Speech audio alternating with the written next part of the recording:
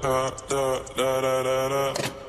I popped off, then your girl gave me just a little bit of lockjaw. Baby said go, he from the north, he from the Canada. Back was so low, I got nothing to say, I can't withdraw. Ran out the door.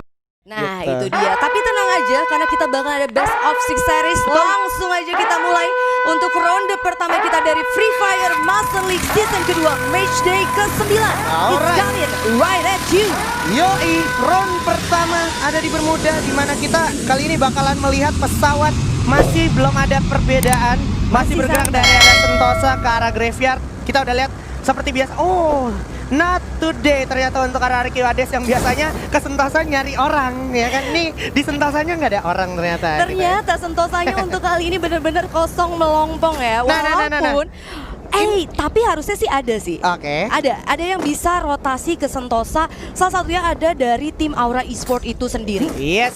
Dan yang menariknya lagi adalah di sini Red Bull Rebellion yang menge-split posisinya Factory 2 orang dan juga Mars Electric 2 orang. Yang mana biasanya Red Bull itu turun di daerah shipyard. Tapi kali ini karena ada Louvre juga kebetulan yang emang suka turun di shipyard, mungkin Red Bull menghindari gesekan bersama Louvre yang sebenarnya lumayan merugikan untuk dia gitu ya. Sebenarnya ini yang paling gue suka dari Free Fire Master League season kedua, yang mana rotasi dalam suatu tim itu benar-benar mempersiapkan banyak banget rotasi. Benar. Jadi kayak misalkan dari liga yang kita punya sebelumnya, beberapa tim benar-benar kayak punya satu rotasi, dia maunya rotasi itu aja. Itu aja. Kalau misalkan rotasinya gue maunya atas, totally atas. Iya. Gue maunya rotasi di map bawah. Yes. Gue benar-benar mau bawah. Yes. Baik itu di center map, itu benar-benar center map. Tapi kali ini setiap tim benar-benar punya warna-warni terkait dari rotasinya itu sendiri. Iya, jadi mereka punya bukan cuman plan B tapi plan C sampai Z bahkan ya. Kayaknya punya, apalagi ya kalau misalkan ternyata ketemunya dengan pot yang berbeda.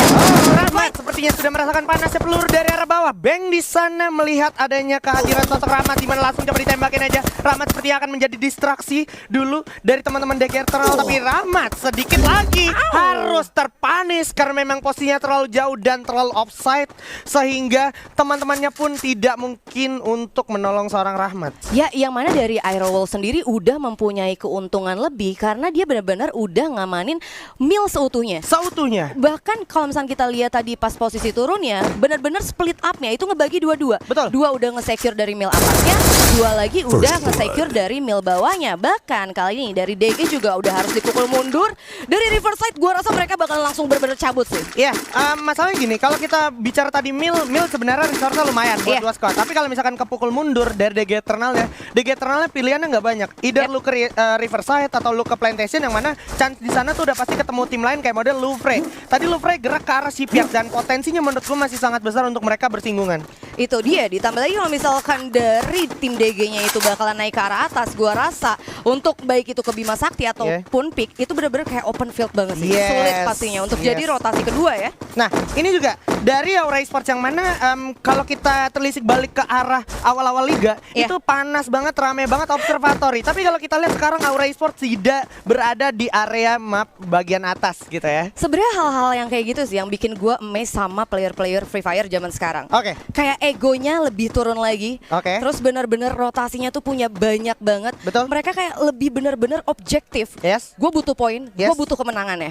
Oke, jadi tidak melulu selalu menuruti ego sendiri gitu ya. Ya. Harus ada pertimbangan-pertimbangan lain untuk melakukan setup-setup yang memang harus dilakukan gitu ya. Itu dia pastinya ya. Nah. Dan kita bakalan lihat nih ke arah Peak yang mana ada dari tim DG Esport ya. Gak melakukan banyak perubahan karena emang dari beberapa matchday sebelumnya mereka juga sering turun di daerah Peak. Tujuannya mungkin lebih ke arah mencari tim-tim yang pengen berantem di early gitu ya. Yes, dan mereka kali ini bakal ke arah bawah, tapi sepertinya udah ada yang nge-spot salah satu pemain nih dari seorang Jafra. Oke, mungkin tuh Jafra pakai grafik smooth ya. Jadi dia bisa langsung lihat maksimum range ya. Biasanya grafik smooth kayak gitu. Itu advantage ya, tapi di advantage biasanya lu ketinggalan sekian detik. Dimana sekarang udah ada Mora juga yang merasakan peluru dari teman-teman Bigetron Beat, dimana harus mulai coba di setup posisi Bigetron. Boleh gue bilang sekarang kalau seandainya tetap ke spot, tetap kekejar sama DG, itu bisa dibilang lumayan terpojokan dan terpukul mundur. Malah jadi turn turn back ya, karena Yes. kali ini posisi dari Bigetron benar-benar ada di lower groundnya, dan kalau misalkan dari tim DG-nya itu benar-benar commit full ke Bigetron, gua rasa kalau misalkan ngambil high ground, setupnya benar-benar dimanfaatin high ground lower groundnya itu bakalan sulit pastinya sih. Alright. Dan tadi gue perhatikan juga damage yang datang tuh emang datangnya berarti dari Ikam, dimana Ikam udah megang VSS sama Reaper Bulletnya, dimana akhirnya tadi seorang Mora pun merasakan damage per second Gurih ya? yang datang dari seorang Ikam. Dan tadi gue juga lihat ada teman-teman yang akhirnya udah mulai sadar sama perkembangan patch update. Ya. Ada pet baru kehadiran Mr. Weger ya kan, Yo, yang yo, sangat Mr. swag gitu Weger, kan. yo. Bisa memberikan telur-telur ajaib. Telur-telur ajaib 100 detik itu sebenarnya kayak ngebuat lebih defensif juga nggak sih? Betul. Akhirnya dengan kehadirannya Mr. Weger menurut gue jadi advantage banget untuk lu ya udah stay Defend. along aja ngedefend. Paling nggak lu ambil objektifnya di satu tempat. Kalau lu nggak kemana-mana itu oke banget karena sekarang lu udah bukan halasan lu untuk melakukan rotasi. Lu bisa stay along di satu tempat aja dengan lu tetap mendapatkan duel dari Mr. Weger. Berarti kalau misalkan dari lu sendiri lebih ke arah early game ya atau mid game untuk defense dari Mr. Weger itu sendiri. Sebenarnya kalau untuk defense memaksimalkan potensial Mr. Weger menurut gue di early game. Karena di Early mid game itu chance lu untuk ketemu tim lain besar banget. Karena lu Ya. semuanya pasti berotasi. Semuanya pasti jalan ke petnya masing-masing gitu. Yang mana pasti chance untuk bergesekan tuh sangat besar gitu. Jadi di awal-awal zona 1, zona 2 menurut gue lu bisa maksimalin potensi dari si Mr. Weger itu sendiri. Ya, dan kali ini nih kayaknya udah balik ya. Yeah. Kayak mirip Master League season pertama. Iya, Karena udah mau masuk matchday akhir agak pasif. Betul. Duh, poinnya. Yoi. Poinnya. Yoi. Kayak setiap grup udah bener-bener notice banget poinnya masing-masing sampai akhirnya bahkan dari Bigetron Beat udah ngamanin defense-nya. Di atasnya ada satu tim lagi udah ngamanin defense. Masih juga bahkan di wilayah pick bawahnya udah ngamanin juga satu Lu tim.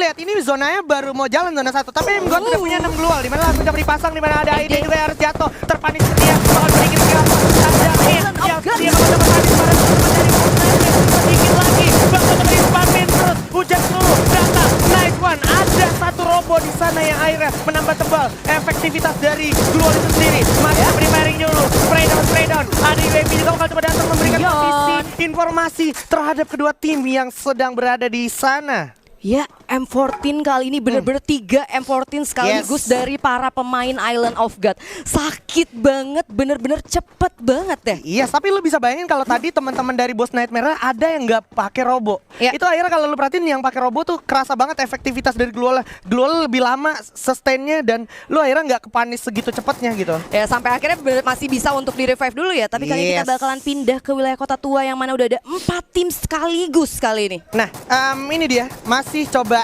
saling menunjukkan eksistensi aja masing-masing menurut gue, dimana ternyata Halcyon sendiri sebagai kapten mulai mencoba melakukan moving, memberikan inisiasi ke arah teman-temannya, dimana Jumps Au, ternyata Jumps-nya. terpanis oleh teman-teman dari Bigetron Beat. Oh my god, ternyata Lau yang ada dari arah kejauhan yang memanfaatkan kesempatan di arah high ground patahan dekat zipline tersebut, dimana kalau kita perhatikan sekarang Aerowolf tidak di posisi yang cukup menguntungkan karena posisinya sudah terfonis dan sudah track ya.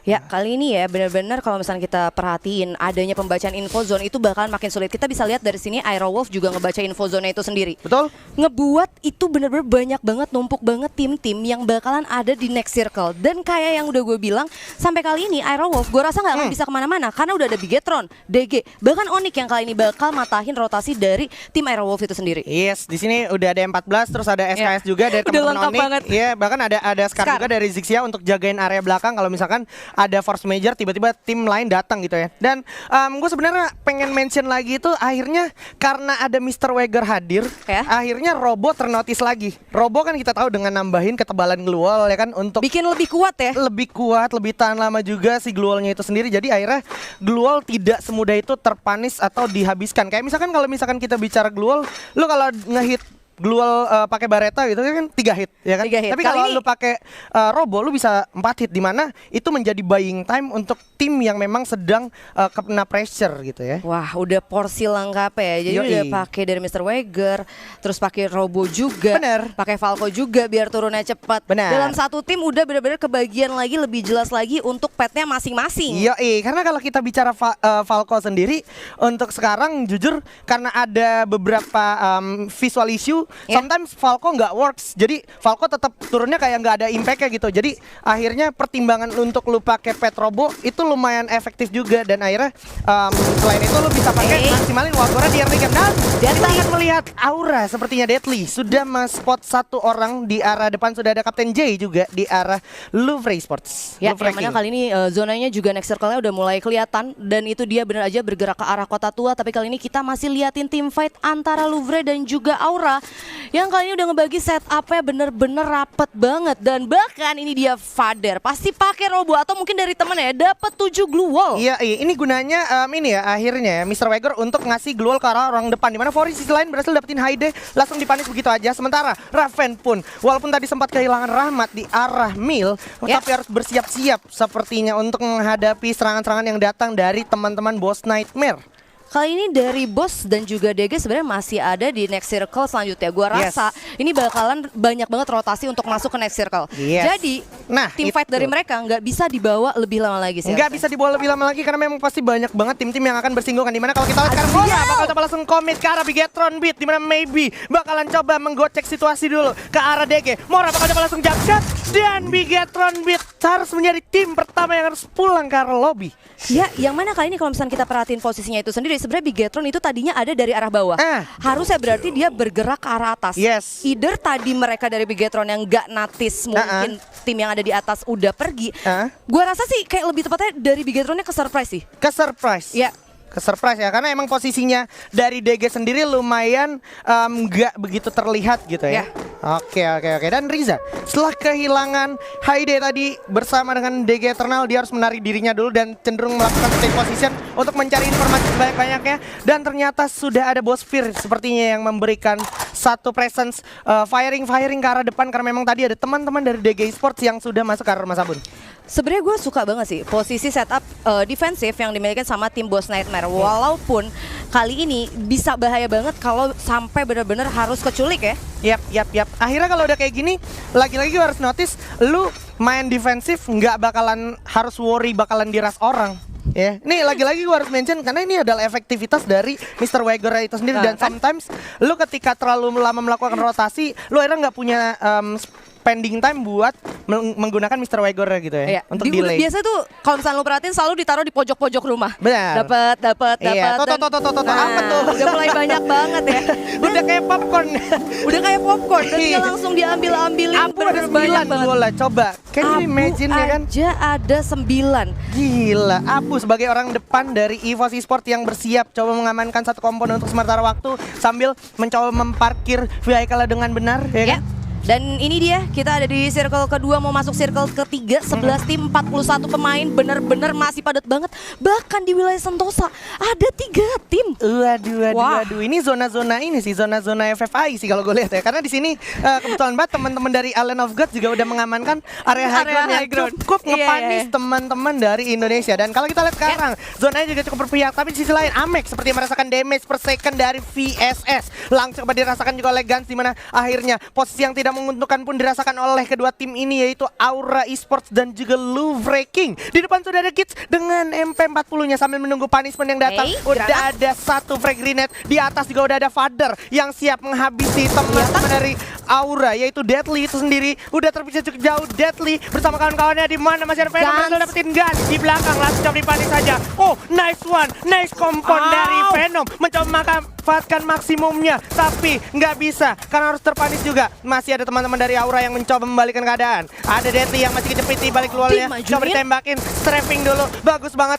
smooth banget, halus banget dari Gitsnya. Tapi Gitsnya masih punya glue juga. Di sisi lain Sam 13 mempanis seorang Bang, terkena dan dia di sana. Di arah atas sudah ada RRQ datang. Kelamaan, it's time to RRQ Hades join the fight. Bakal coba langsung di jump shot begitu aja oleh Chansu dengan double barrelnya. Sam 13 pun berhasil mengalahkan korban lagi. Udah ada Chansu, lagi-lagi berhasil mendapatkan Gits. Di sana akhirnya advantage berhasil diamankan oleh RRQ Hades. Kali ini posisinya udah gak nguntungin untuk Aura Esports, tapi bakal turun dulu. Kapten kita, kapten terkuat kita masih ada glue untuk secure positionnya, tapi mereka nggak boleh kelamaan di sini karena zona sudah mulai berjalan lagi.